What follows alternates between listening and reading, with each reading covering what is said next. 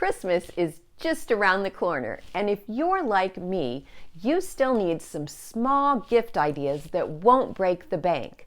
Well, today I want to share some easy and inexpensive gifts that I made for family, friends, and neighbors.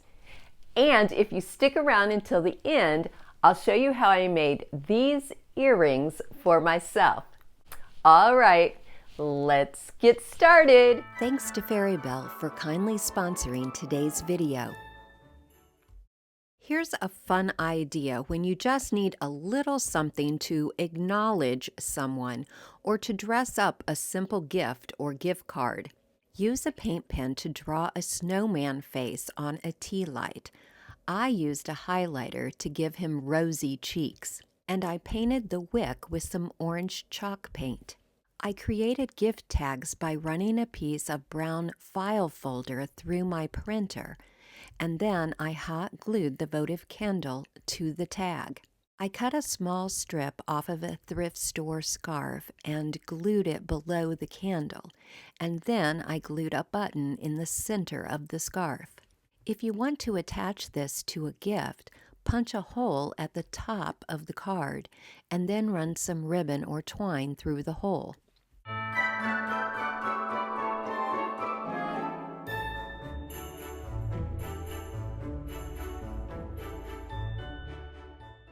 Here's a great gift idea for that young adult who is living on his or her own for the first time. Use a thrift store canister or teapot with a lid. Buy a pincushion from Dollar Tree and hot glue it inside the lid. Then add several straight pins to the cushion. I bought a manicure set at Dollar Tree so that I could include the small scissors. In fact, I reused the container to hold some sewing needles that I also purchased at Dollar Tree. I raided my sewing supplies and added several spools of thread, a seam ripper, and a small container of buttons.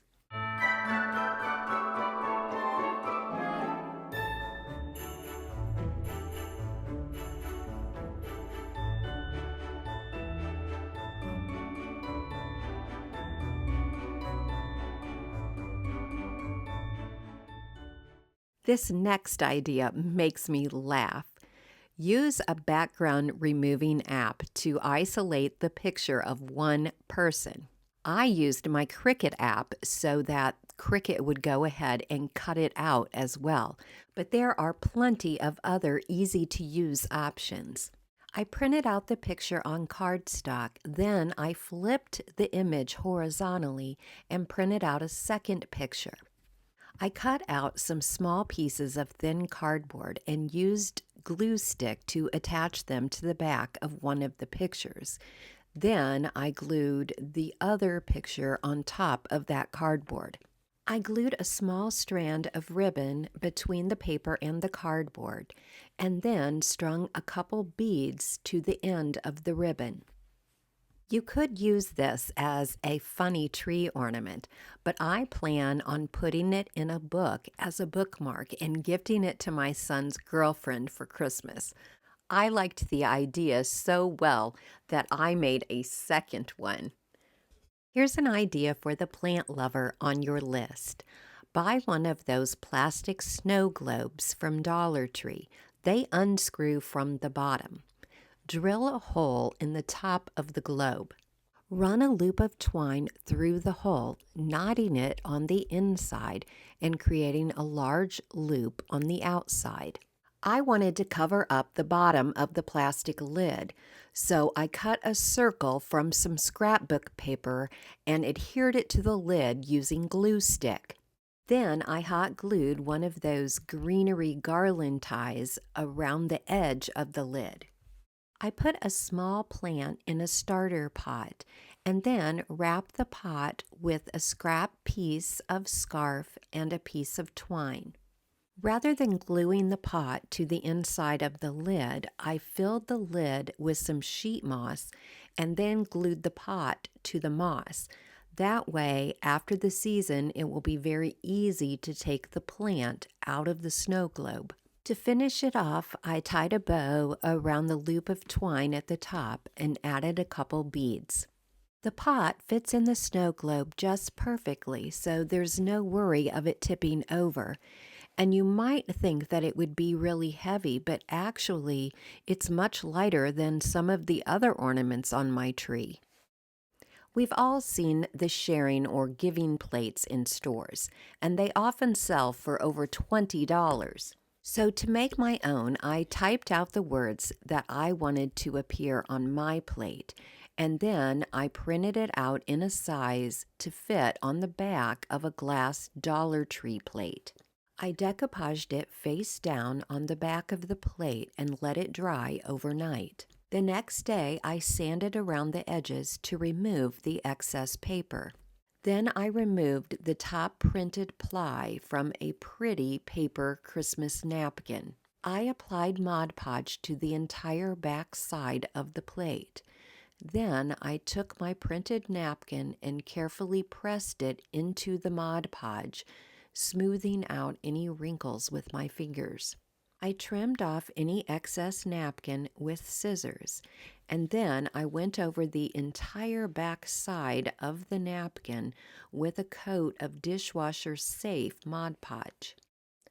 What is especially nice about this DIY plate is that you can totally personalize the wording in the center, even adding family names. My mom passed away in December a few years ago, and so she is always especially on my mind at this time of the year. To create a memento for myself and my brother, I thrifted 2 small frames and applied antiquing wax to them to tone down their bright gold color. I cut out a piece of cardboard to fit inside each frame. My mom loved church hymns, and so I covered the cardboard with a page that I cut from an old hymnal. Then I cut out a design from one of my mom's old crocheted table runners. I covered the design in Mod Podge and then adhered it to the center of my piece of cardboard. My mom always wore a small watch with those stretchy wristbands. I used needle nose pliers to snap off the wristband of 2 of her watches.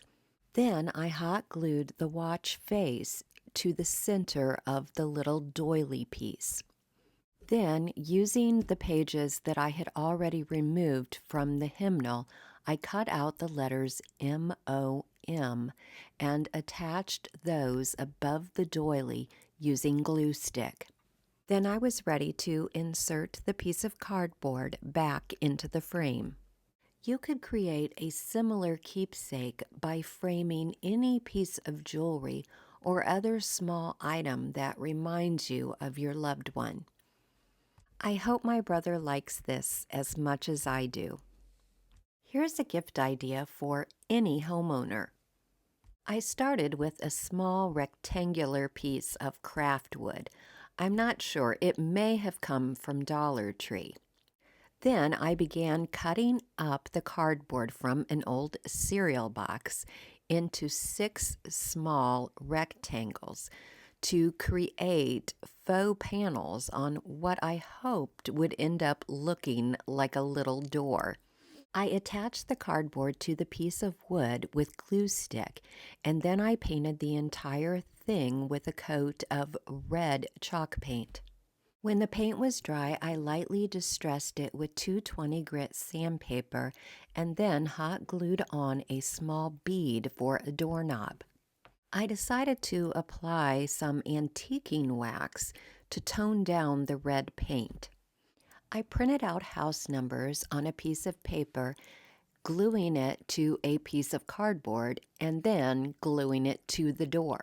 To make it look like a little piece of wood, I applied some antiquing wax to the house numbers too. I hot glued a small wreath to the door and then drilled a small hole at the top to run some twine through.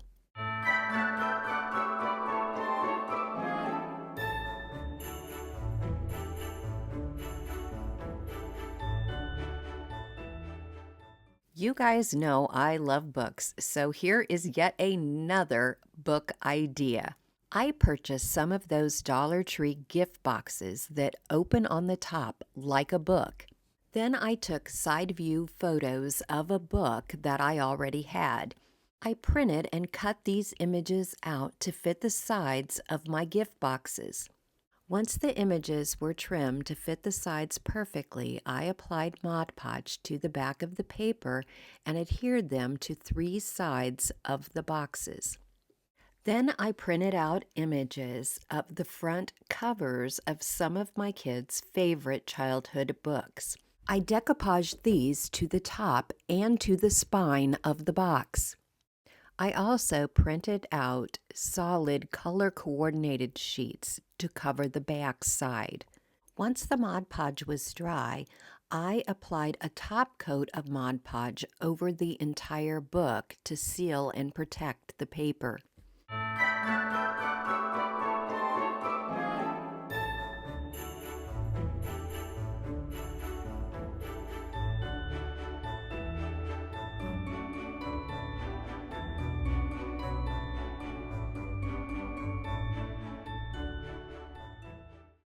For the past few years, I have only added a few items to my front porch when decorating for Christmas.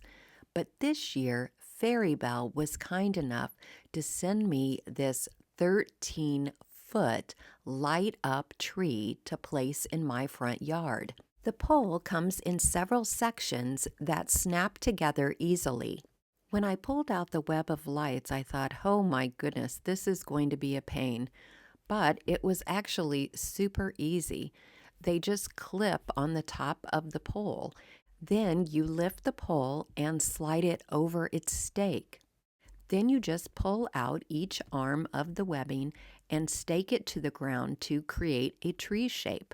Hook up the lights and voila! You have a beautiful light-up tree in your front yard. The tree looks like it is taller than my garage, and I want you to know that I set this up 100% by myself. If you'd like to try Fairy Belle lights, be sure to use the code SHERRY15 and the link below to get 15% off your order the entire month of December. Like many young men, my boys love Jordan shoes. So I found these images on a public domain website. I printed them out in the same manner as the bookmarks, flipping the second image horizontally. These shapes are very easy to cut out, so you don't need a cutting machine. All you need is a pair of scissors. I printed my images out on cardstock and then cut a small piece of cardboard to sandwich in between the 2 images for extra stability. I adhered the 3 pieces together with glue stick, adding a piece of ribbon at the top so that it could be hung as an ornament. Then I used hot glue to attach some sparkly pipe cleaners to a few areas to jazz them up a bit. You could also spray them with adhesive and sprinkle on some glitter.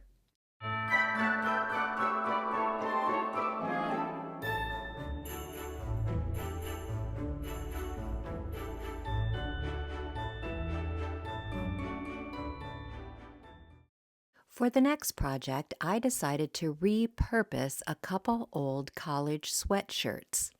I cut a large square from the back of both a gray and a red sweatshirt. I had purchased a red striped stocking from Dollar Tree, which ended up being too big for the size of my sweatshirt pieces. So I created a stocking pattern out of a piece of paper and then traced around it on the Dollar Tree stocking to create a smaller stocking. I pinned the stocking to the center of the red sweatshirt piece and then stitched around it on my sewing machine, leaving the top open. Then I created a pillow by stitching the red and gray sweatshirt pieces together. I left a small opening so I could turn the pillow right side out. Once I stuffed it, I hot glued that small opening closed. By leaving the top of the stocking open, you can add an additional gift to the pillow, like a small book, some candy, or a stuffed animal. I cut the logos off of the front of those same two sweatshirts. I pinned one of the logos to the front of a red Dollar Tree hot pad and stitched it on using my sewing machine. I thought the longer name would look good on an oven mitt, but I wouldn't be able to sew this on my machine. But I wanted it to look as if it was sewn on. So I stitched around the piece of sweatshirt, and then I hot glued the word to the back of the oven mitt.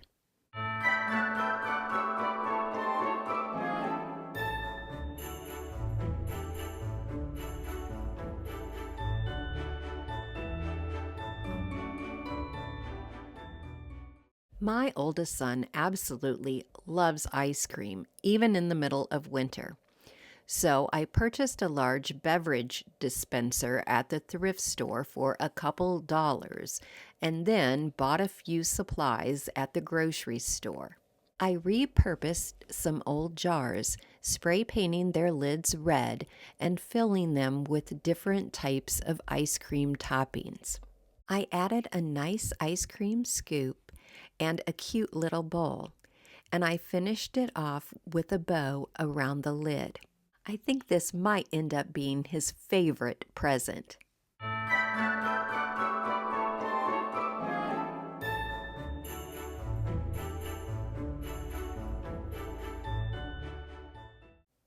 Now let me show you how I made my earrings. Isolate a design on a doily. I chose one that looked like a flower. Cut around your design, but be very careful not to cut into your design. Once you have it cut out, you will still have some threads wrapped around your design. Just carefully pick these away from the design. Apply Mod Podge to the front and back of the piece of doily. Once it dries, the doily will be stiff. Then just attach earring hooks to the doilies. You can take these off an old pair of earrings you no longer wear, or you can buy them super cheaply at Walmart or on Amazon. Thanks so much for watching today. And don't forget, if you're in the market for outdoor lights, check out the Fairy Bell link in the description box below.